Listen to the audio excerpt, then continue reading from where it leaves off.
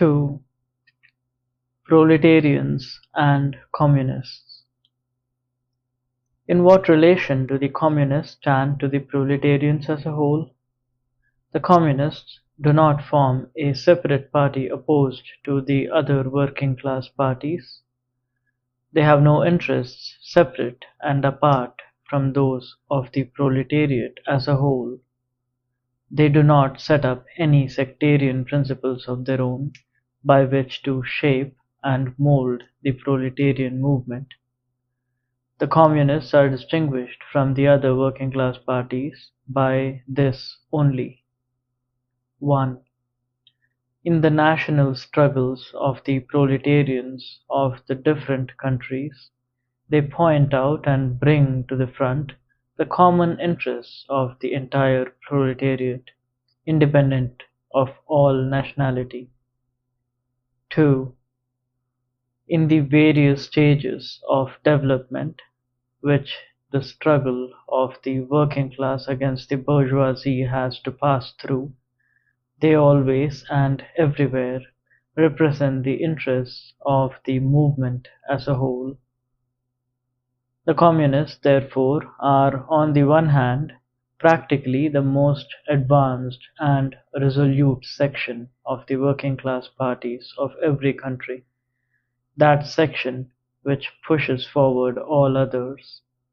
On the other hand, theoretically, they have over the great mass of the proletariat the advantage of clearly understanding the line of march, the conditions, and the ultimate general results of the proletarian movement. The immediate aim of the Communists is the same as that of all the other proletarian parties: formation of the proletariat into a class, overthrow of the bourgeois supremacy, conquest of political power by the proletariat. The theoretical conclusions of the Communists are in no way based on ideas or principles that have been invented or discovered by this or that would-be universal reformer. They merely express, in general terms, actual relations springing from an existing class struggle, from a historical movement going on under our very eyes. The abolition of existing property relations is not at all a distinctive feature of communism. All property relations in the past have continually been subject to historical change consequent upon the change in historical conditions. The French Revolution, for example, abolished feudal property in favor of bourgeois property. The distinguishing feature of communism is not the abolition of property generally, but the abolition of bourgeois property. But modern bourgeois private property is the final and most complete expression of the system of producing and appropriating products that is based on class antagonism, on the exploitation of the many by the few. In this sense, the theory of the Communists may be summed up in the single sentence: abolition of private property.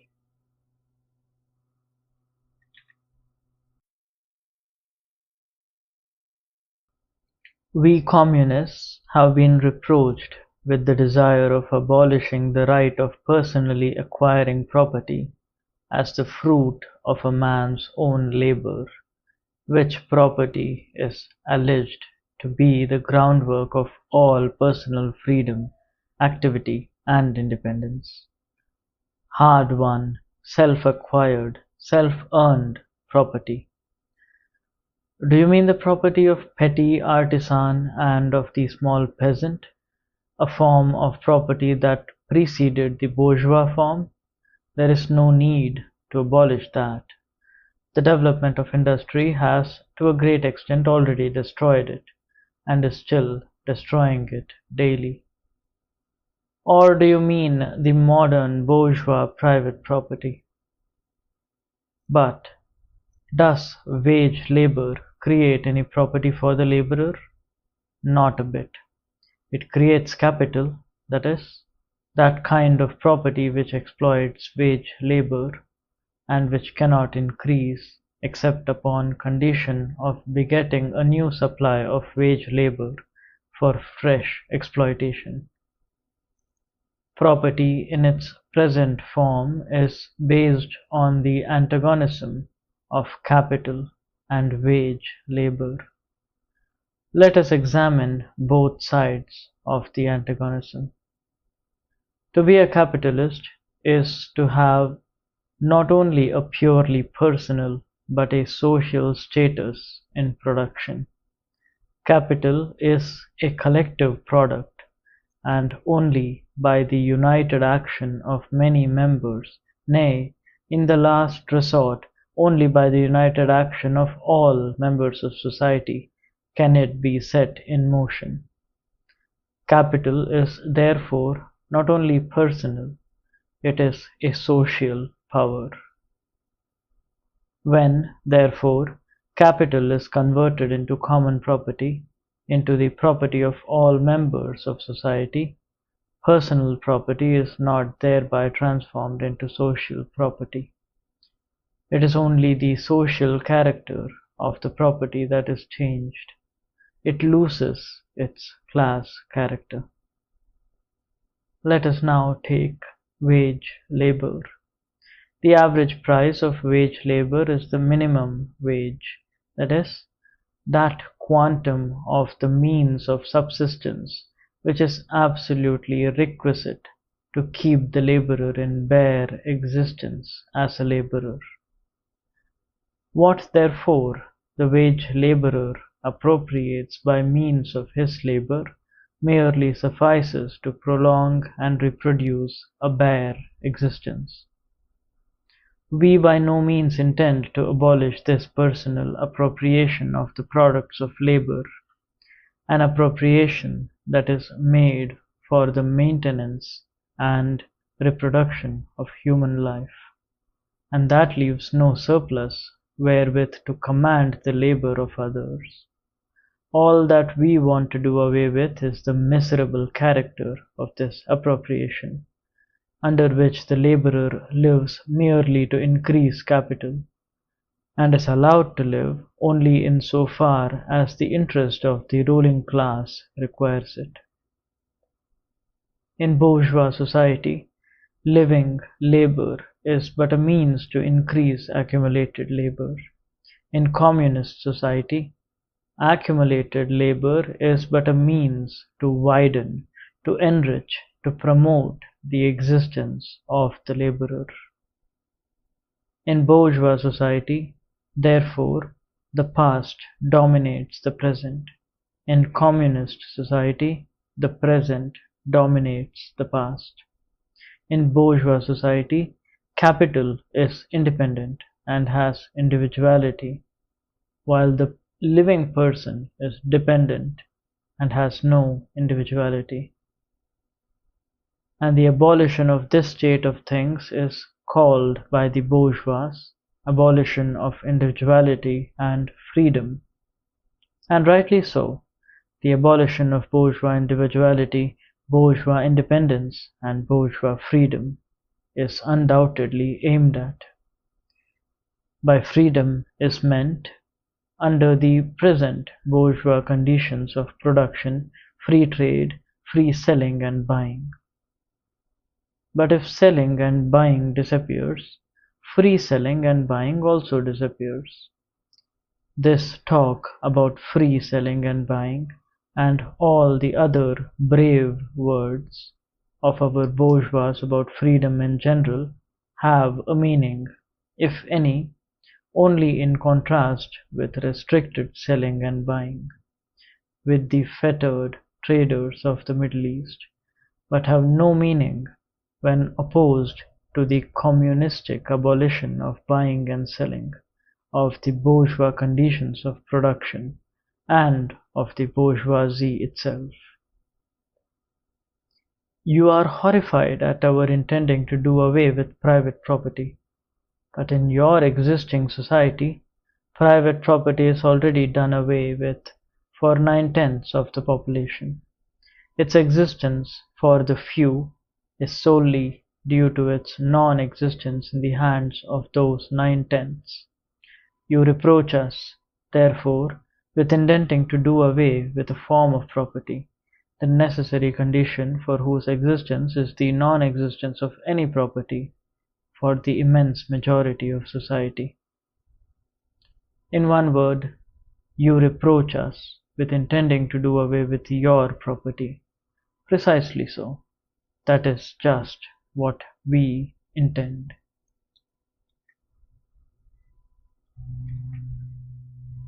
From the moment when labor can no longer be converted into capital, money, or rent, into a social power capable of being monopolized, that is, from the moment when individual property can no longer be transformed into bourgeois property, into capital, from that moment, you say, individuality vanishes.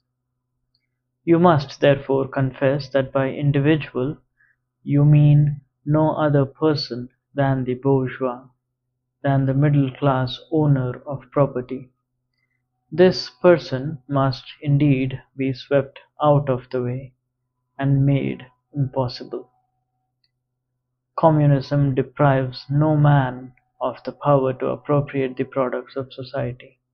All that it does is to deprive him of the power to subjugate the labor of others by means of such appropriations. It has been objected that upon the abolition of private property, all work will cease, and universal laziness will overtake us. According to this, bourgeois society ought long ago to have gone to the dogs through sheer idleness. For those of its members who work acquire nothing, and those who acquire anything do not work. The whole of this objection is but another expression of the tautology, that there can no longer be any wage labor when there is no longer any capital. All objections urged against the communistic mode of producing and appropriating material products have, in the same way, been urged against the communistic mode of producing and appropriating intellectual products. Just as, to the bourgeois, the disappearance of class property is the disappearance of production itself, so the disappearance of class culture is to him identical with the disappearance of all culture. That culture, the loss of which he laments, is for the enormous majority a mere training to act as a machine. But don't wrangle with us so long as you apply to our intended abolition of bourgeois property the standard of your bourgeois notions of freedom, culture, law, and see. Your very ideas are but the outgrowth of the conditions of your bourgeois production and bourgeois property, just as your jurisprudence is but the will of your class made into a law for all, a will whose essential character and direction are determined by the economical conditions of existence of your class. The selfish misconception that induces you to transform into eternal laws of nature and of reason the social forms springing from your present mode of production and form of property, historical relations that rise and disappear in the process of production. This misconception you share with every ruling class that has preceded you. What you see clearly in the case of ancient property, what you admit in the case of feudal property, you are of course forbidden to admit in the case of your own bourgeois form of property. Abolition of the family. Even the most radical flare up at this infamous proposal of the communists. On what foundation is the present family, the bourgeois family, based? On capital, on private gain. In its completely developed form, this family exists only among the bourgeoisie. But that state of things finds its complement in the practical absence of the family among the proletarians, and in public prostitution. The bourgeois family will vanish as a matter of course when its complement vanishes, and both will vanish with the vanishing of capital. Do you charge us with wanting to stop the exploitation of children by their parents? To this crime we plead guilty. But you say, we destroy the most hallowed of relations when we replace home education by social. And your education? Is not that also social, and determined by the social conditions under which you educate, by the intervention, direct or indirect, of society by means of schools and sea? The communists have not invented the intervention of society in education. They do but seek to alter the character of that intervention, and to rescue education from the influence of the ruling class.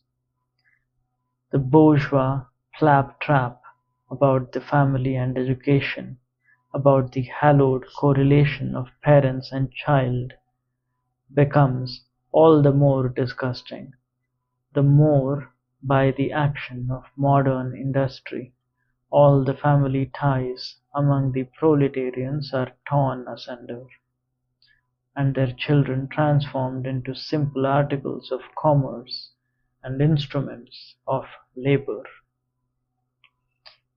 But you communists would introduce community of women, screams the bourgeoisie in chorus. The bourgeois sees his wife a mere instrument of production. He hears that the instruments of production are to be exploited in common, and naturally can come to no other conclusion than the lot of being common to all will likewise fall to the woman. He has not even a suspicion that the real point aimed at is to do away with the status of woman as mere instruments of production. For the rest, nothing is more ridiculous than the virtuous indignation of our bourgeois at the community of women which they pretend is to be openly and officially established by the communists. The communists have no need to introduce community of women. It has existed almost from time immemorial. Our bourgeois, not content with having wives and daughters of their proletarians at their disposal, not to speak of common prostitutes, take the greatest pleasure in seducing each other's wives. Bourgeois marriage is, in reality, a system of wives in common, and thus, at the most, what the communists might possibly be reproached with is that they desire to introduce, in substitution for a hypocritically concealed and openly legalized community of women. For the rest, it is self-evident that the abolition of the present system of production must bring with it the abolition of the community of women springing from that system, that is, of prostitution both public and private. The communists are further reproached with desiring to abolish countries and nationality. And working men have no country. We cannot take from them what they have not got, since the proletariat must first of all acquire political supremacy, must rise to be the leading class of the nation, must constitute itself the nation. It is so far itself national, though not in the bourgeois sense of the word. National differences and antagonism between peoples are daily more and more vanishing, owing to the development of the bourgeoisie, to freedom of commerce, to the world market, to uniformity in the mode of production and in the conditions of life corresponding thereto.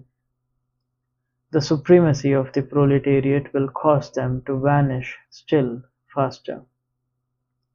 United action of the leading civilized countries, at least, is one of the first conditions of the emancipation of the proletariat. In proportion as the exploitation of one individual by another will also be put an end to, the exploitation of one nation by another will also be put an end to. In proportion as the antagonism between classes within the nation vanishes, the hostility of one nation to another will come to an end. The charges against communism made from a religious, a philosophical, and generally from an ideological standpoint are not deserving of serious examination. Does it not require deep institution to comprehend that man's ideas, views, and conception, in one word, man's consciousness, changes with every change in the conditions of his material existence, in his social relations, and in his social life? What else does the history of ideas prove than that intellectual production changes its character in proportion as material production is changed? The ruling ideas of each age have ever been the ideas of its ruling class. When people speak of the ideas that revolutionize society, they do but express that fact that within the old society, the elements of a new one have been created, and that the dissolution of the old ideas keeps even pace with the dissolution of the old conditions of existence. When the ancient world was in its last throes, the ancient religions were overcome by Christianity. When Christian ideas succumbed in the 18th century to rationalist ideas, feudal society fought its death battle with the then revolutionary bourgeoisie. The ideas of religious liberty and freedom of conscience merely gave expression to the sway of free competition within the domain of knowledge. Undoubtedly, it will be said, religious, moral, philosophical, and judicial ideas have been modified in the course of historical development, but religion, morality, philosophy, political science, and law consistently survived this change. There are, besides, eternal truths such as freedom, justice, etc., that are common to all states of society. But communism abolishes the eternal truths. It abolishes all religion and all morality, instead by constituting them on a new basis. It therefore acts in contradiction to all past historical experience. What does this accusation reduce itself to? The history of all past society has consisted in the development of class antagonisms, antagonisms that assume different forms at different epochs. But whatever form they may have taken, one fact is common to all past ages, viz., the exploitation of one part of society by the other. No wonder, then, that the social consciousness of past ages, despite all the multiplicity and variety it displays moves within certain common forms or general ideas which cannot completely vanish except with the total disappearance of class antagonisms. The Communist Revolution is the most radical rupture with traditional property relations. No wonder that its development involved the most radical rupture with traditional ideas. But let us have done with the bourgeois objections to communism. We have seen above that the first step in the revolution by the working class is to raise the proletariat to the position of ruling class to win the battle of democracy. The proletariat will use its political supremacy to wrest by degree all capital from the bourgeoisie, to centralize all instruments of production in the hands of the state, that is, of the proletariat, organized as the ruling class, and to increase the total productive forces as rapidly as possible. Of course, in the beginning this cannot be effected except by means of despotic inroads on the rights of property and on the conditions of bourgeois production, by means of measures, therefore, which appear economically insufficient and untenable, but which, in the course of the movement, outstrip themselves, necessitate further inroads upon the old social order, and are unavoidable as a means of entirely revolutionizing the mode of production. These measures will, of course, be different in different countries. Nevertheless, in most advanced countries, the following will be pretty generally applicable: 1. Abolition of property in land and application of all rents of land to public purposes. 2. A heavy, progressive or graduated income tax. 3.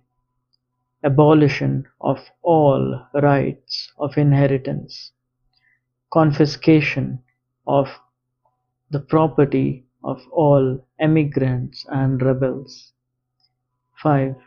Centralization of credit in the hands of the state, by means of a national bank with state capital and an exclusive monopoly.